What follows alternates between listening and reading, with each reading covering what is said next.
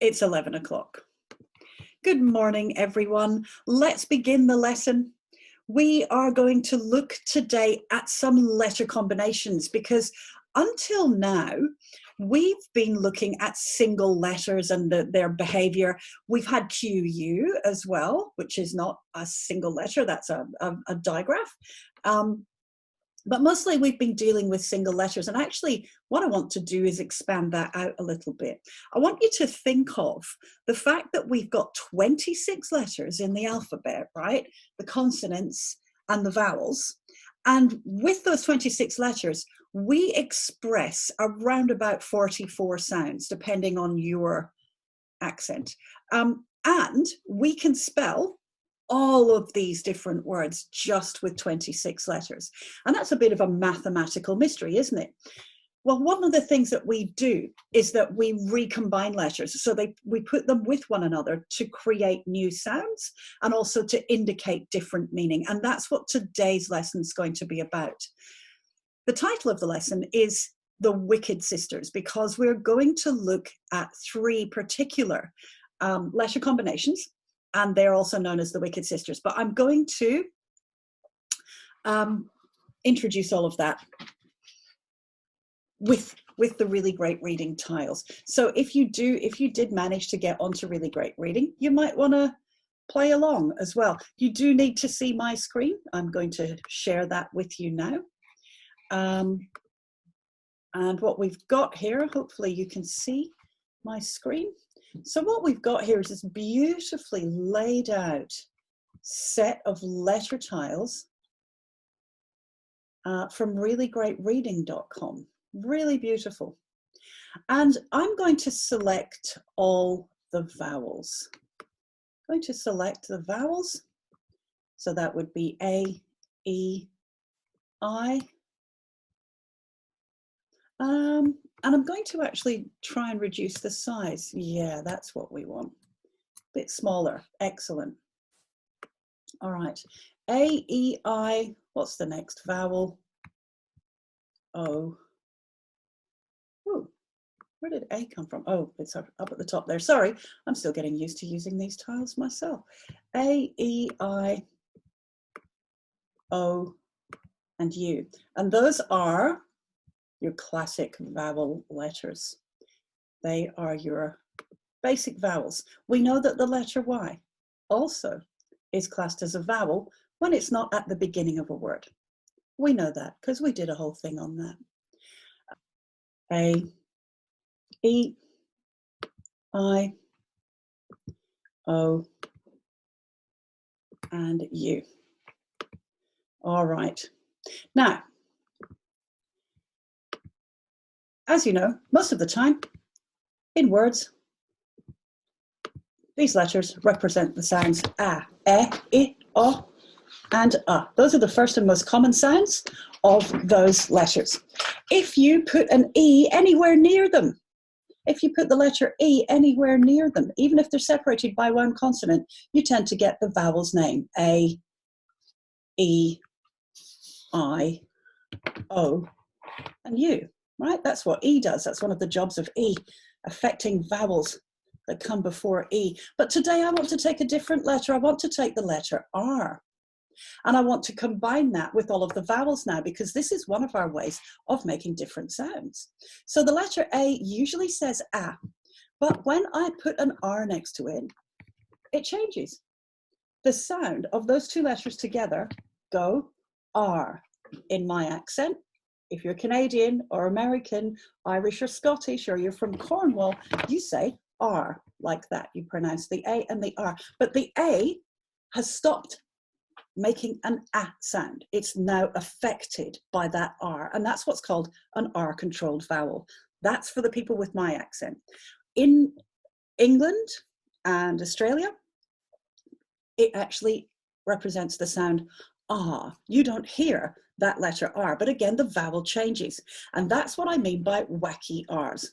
The vowel goes wacky, whether you're Canadian, Irish, English, Scottish, Australian, New Zealand, wherever you're from, that vowel changes as soon as you add the letter R, and that's how we get that new sound. So that's why they're called the wacky R's, which is a chapter of Spelling for Life. And that's your intro to the wacky R's. So let's take the letter E. Let's see if it goes wacky if we add the letter R. Usually, E represents the sound E. Put it over here, and we'll get an R, and we'll combine them. And that actually forms a new thing. That actually forms a new thing. In an Australian accent, it says in my accent, but it's still changed. Let's do it with the letter I. The letter I usually makes the sound I.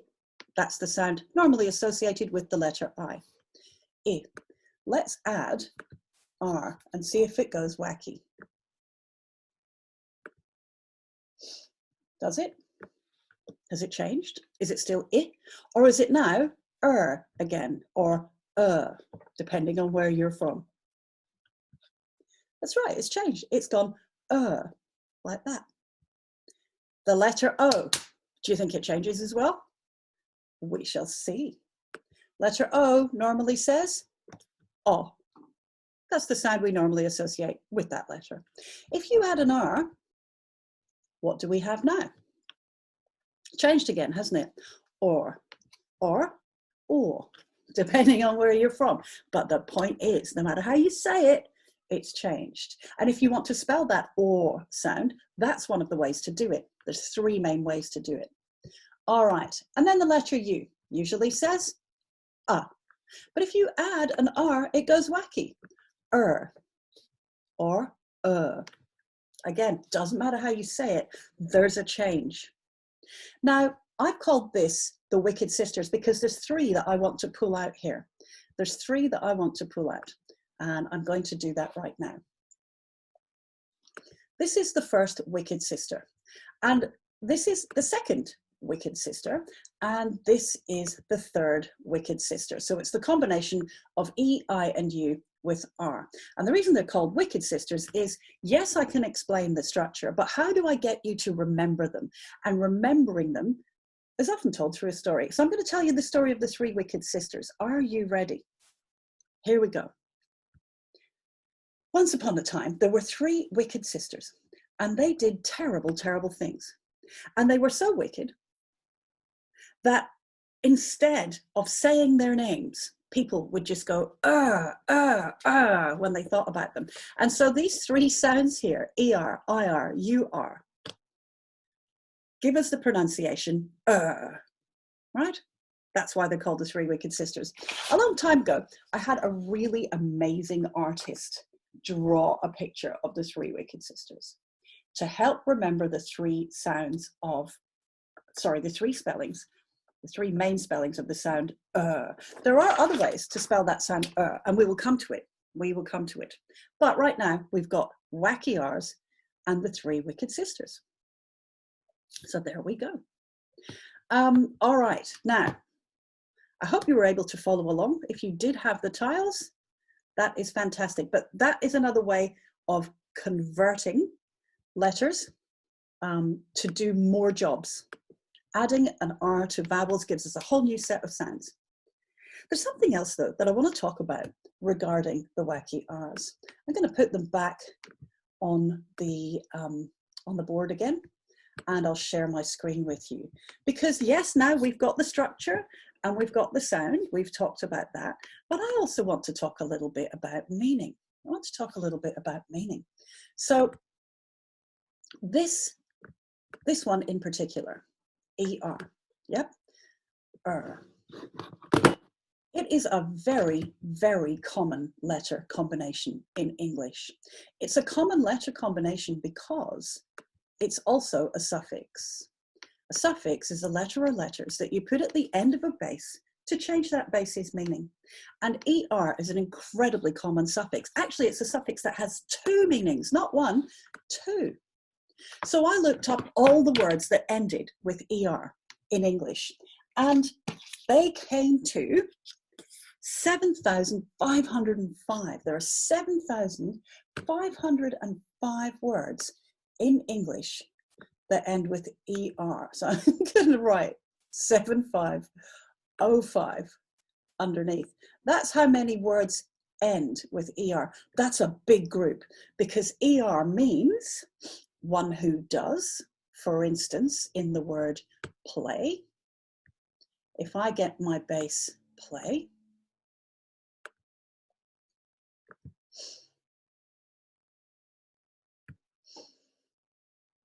and AY is a two-letter phonogram. It's a digraph, usually used at the end of words. So if I get play and then I add, oh goodness, there's my pencil.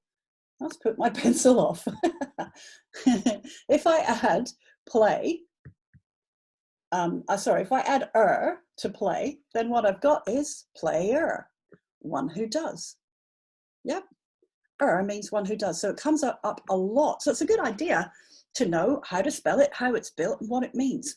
Also, though, if I have a base word like kind, you know, my sister is very kind, then I can also add but it doesn't mean one who does now. Do you know what it means if I add the suffix to kind? What does it mean? Kind, also means more. So it has two meanings. So that's why there are 7,505 words in English that end with because it is a double meaning suffix. It means more, kinder, bigger, taller, smaller, nicer. And it means one who does. Player, painter, baker, butcher, and so on. One who does. Actually, these wacky R's at the end of words all do denote meaning, but ER is the most common. Words that contain the pattern ER, 31,000 of them in English. 31,000, that's a massive group. It's really good to learn ER. All right, so that's one thing I wanted to tell you. The other thing about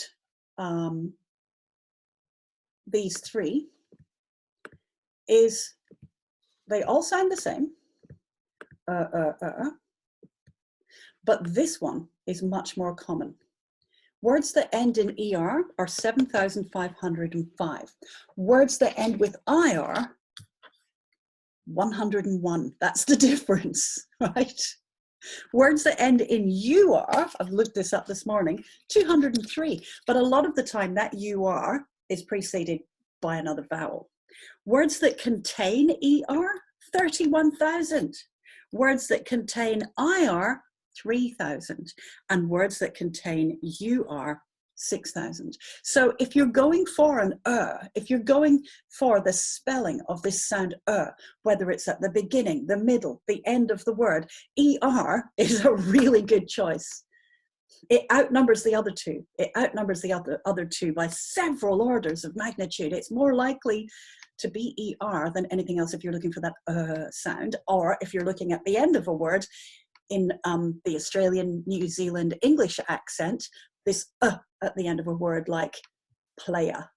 Yeah, when you're making an sound, it's usually ER. It's usually ER. That's the one you choose if you possibly can. Because here's the thing, I can't make you all spell everything correctly. I can't. It's impossible for me to do that. But what I can do is give you reasons why you would make a certain spelling choice. That's what I can do. I can make you right in most circumstances if you remember the rules. If you practice the patterns, you will be right more if you stick to what is statistically more likely. And ER is statistically more likely. It's more likely to happen than anything else. Do you get that? I certainly hope so. Ooh, shifter, that's a good one. Yeah. Now, there seems to be a lot of requests for the months of the year, but actually, what I was going to do before the months, I think something actually needs to come before that. We did the days, runner, driver, eater, absolutely. We did the days of the week, but I actually, before we get to the months, we need to do the numbers. We need to do the numbers, and that's what we're going to do today. So there's two more things left. for us to do today before we do question time, all right? The first thing is that we're going to do our first number. And the second thing is I'm going to show you something that one of our viewers sent in. It's really good. It's a really, really good picture and an explanation that was sent in. So we're going to do that. What is the Norse god, says Bridget? Well, it's Odin. This is Odin's day, Wednesday.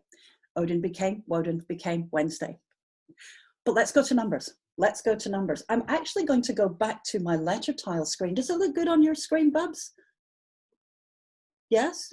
Okay, cool. I can't see it right now. But... No, I'm not sharing. All right, so I'm going to go back to letter tiles because I'm going to show you the first number, and we're going to learn to spell not just the numbers, but the ordinal numbers as well. I'll show you what I mean. Introducing some really posh terms here, but you need to know this stuff. You need to know this stuff. Here we go. And even if you can spell the numbers, I want to show you where they came from. So I'm going to draw a line, a wobbly line down the middle of the page. And on this side, we're going to have what's called the cardinal numbers. And the cardinal numbers are just the ordinary numbers, right? 1, 2, 3, 4, 5, 6, and so on. Those are the cardinal numbers. But and that's C for cardinal. Over on this side, we're going to have what's called the ordinal numbers. And the ordinal numbers tell us the order of things, right? So first, second, third, fourth, fifth. All right, and we're going to spell both of those. We're also going to have a section, for another type of number over this side. It's not letting me draw. Don't know why. Never mind. Okay, so we're ready? Today's number is the number 1. It is really well remembered by using this memory trick. Once upon a time, there was a lonely little mouse. And he lived all alone with his teddy bear in a great big old house. He lived all alone. He was on his own. He was the only mouse there. There was only one of him. And every night he used to come out into the house searching for someone else, and he would sing this lonely song, and the song was, "Oh, anyone." Did you get it? O-N-E-1. That's how you remember the spelling of the number 1, because it's really hard to sound out. Who can sound that out? Nobody. It used to be pronounced own, and that's where we get words like alone. Remember I used that word in the story? And I used the word only. Well, that base here, O-N, it means one. And we used to say own, but it changed over time to one. And therefore we can't sound it out. So you have to know the story to remember it. You have to know the story of where it came from, but also I'm giving you a reminder story. O-N-E-1. And from that base, we've got words like only and alone. Do you see? Same base, O-N-E-1. So I want you to practice that if you don't know the spelling of 1, because that is really important, okay? That's very different from the I won a prize. Yep, that's a whole different word. That's the past tense of win. This is O-N-E-1, the lonely mouse. If you are number 1 in the race, you are first. And first is an example of the second most common spelling of the sound So that's your ordinal number 1 and first. But there's one more word I want to build out of this. So we've got 1, we've got alone, we've got only, and we've got first. The last thing I want to do is build once. If you do something one time, you do it once. Now, to build once, you've got to have your base, O-N, because that is the base of the basis of the word 1.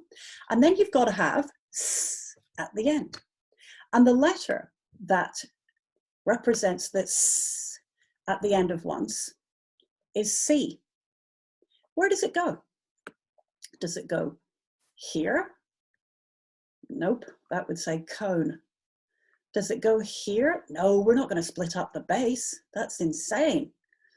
Does it go here? Well, let's have a look. If I put it here, the E would be doing one of its jobs. It would be making the C say S. That's why the C is there in once and not at the end. Once. And we don't use an S at the end because that would be ones, as in let's count in ones and then count in tens. So we had to make those words different. That's why the C is used there. That's a lot, isn't it? But it's good. It's good knowledge. And that is our lesson around the number one today. That's our lesson around the number one. Look at all those people spelling once. I want you to practice that because they're hard to remember. They're hard to remember. If that's not in your memory, and for some of you, it's in your memory totally. But if it's not in your memory, practice this. O-N-E-1 once. Yep. And first. First contains the second wicked sister, All right. Oh, yes, the thing I was going to show you. Let me get that up for you. Because I had a lovely email from a mum. And I'm just going to get that email up to make sure I'm getting all the names correct, because I'm not very good at names. I'm not very good at names, and I'm not very good at faces. And I thought that was just me, but apparently, according to brain research, right, the more words you have in your vocabulary, the worse you are at faces. So I'm just going to use that as an excuse when I forget people's names and faces. All right, now this is from the mum, Justine, and her lovely daughter, Grace, sent in this picture. And the reason I'm showcasing this picture is because what it shows me, what it's giving me, is evidence of how deeply you're thinking about words, how deeply you're thinking about words. So this is Grace's picture here. She's got a whole illustration about English and Old English and Italian, and she taught me a word. You see, after her beautiful, amazing drawing, I love the cloud as well, she's got a glossary. Who does a glossary? That is so sophisticated. It is amazing. And her glossary taught me a new word, capucuoca. I don't know how to say that. Means chef. So she's got this Italian word here, capucuoca, chef. She's got spaghetti, she's got bloke, which is slang for gentleman. And I'd like to know where bloke came from. I haven't looked it up yet. And town equals place. I mean, wow. This is how deeply Grace is thinking about language. And that makes me, you have no idea how much sunshine that actually puts into my heart. That is amazing. Thank you so much, Grace. Please send in your pictures. I love your pictures, especially the ones to do with how deeply you're thinking about language. All right. Look at all of that stuff. And Mario, or Mario's device. Pizza. Yeah, I know. Now I want pizza. You're all very kind. A lot of you are sending me very nice, kind messages, and that is gorgeous. Look at all the spelling of once. Such a difficult word to spell, but when you know the structure, it's a piece of cake, right? It's a piece of cake when it's explained to you properly. It is easy, I mean. Now I want cake. All right, so question time. If you have a question, put up your hand and we will go to the front of the queue. I'm not sure there are any questions in chat today. Are you wearing PJs? There's one. Right, Zaki, you are up. Everybody get ready for Zach.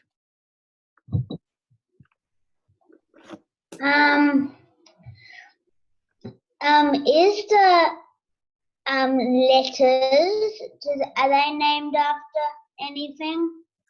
What a brilliant question. What a brilliant question. So do you mean the letters of the alphabet, how did they get their names? What are they named after? Yeah. Well, most alphabets do have a name, and a sound. And we took our letters from the Roman alphabet, but then we borrowed some from Greek as well. So it's a bit of a mishmash of those. The Greek alphabet goes alpha, beta, gamma, delta, epsilon. And so they've got different names for their letters of the alphabet. And if you look at other languages, they've all got their own names for letters of the alphabet, but they're very, very similar when the languages are all sort of from Latin. So the French have got A, B, C, and we've got A, B, C. Do you know what I mean? And so they're similar, but other languages like Greek, alpha, beta, gamma, delta, epsilon, really different from our ones. So yeah, every language has come up with names for those letters as well. And we stick close to the Roman, the Latin names. Does that answer your question? Yeah. It's lovely to see you. I'll see you soon. All right, Caitlin, Lily, and Bethany, you're up. What? Oh, can you see it? Hi, guys. I can see. Hi. I hope it's okay. We missed it yesterday, so we wanted to double check. The final E, the rule number 4, the silent E can give the last syllable a vowel. Yeah. So is it just means that it's just there? Yeah, in a consonant plus LE construction particularly. So that was the third rule, rule A, I think. And then The fourth function. rule number 4. So it just means we have a vowel there. Yeah, we kind of like syllable to contain vowels, even if the sound is more contained within the ul bit. E goes there just to give that syllable a vowel. Awesome question. Thank you for clarifying. Mommy. Nice to see you all again. All right. Do we have any Yes. other questions? Yes, go for it, Imogen. Would you teach one with done, do, does, No, and gone? No. Go goes? I wouldn't. Do you know why? Who asked me that? Kate Flynn. Cool. I wouldn't, Kate, because they etymologically are not, they're got nothing to do with one another. So do and go are verbs that take an es suffix when they go into third person. Yep. And done and gone are verbs that take an ne suffix when they go into simple past. That's one thing. Yep. Whereas one has, it's not within that, even that category of words. So I wouldn't, only because they look the same, but their stories are completely different. So I tend not to, if I possibly can. I do hope that helps. We don't want to teach lists of words that look like each other because they look like each other. We should teach lists and families of words that are actually in families, I think. Wow, Spencer Biggert just wrote some symbols on here and it looks like alpha, beta, gamma. Is that what you were writing? Do you have a Greek keyboard there? That's amazeballs. Wow, wait. What else do we have? Oh, Jamie, my family is Greek and I can count in Greek. No way. Can count in Greek, Chinese, German, and English. Get out of here. That is incredible. I love that. Love to hear that one day. We have another question in chat. Cool. And who's writing once like that? Emily and Mitchell. Gee whiz, you're definitely practicing your once. Really nice. What were the two purposes of ER again? From the Tansley family, and it was Grace's picture that we saw before. One who does, painter, baker, and more, bigger, smaller, taller. They've got two different meanings, that ER suffix. So it's got to be on the end when they contain that meaning. Hope that makes sense.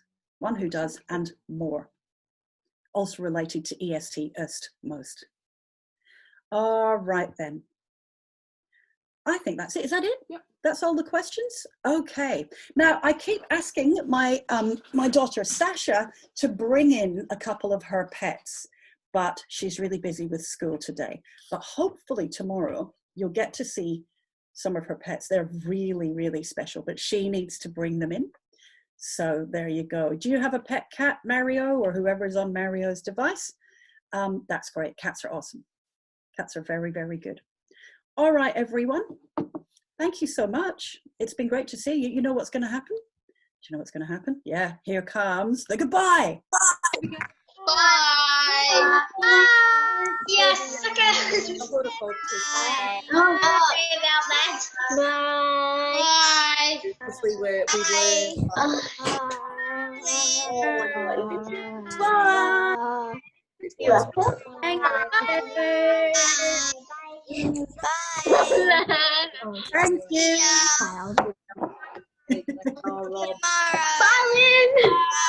Tomorrow. I'm out of here. Lovely seeing you all. Bye.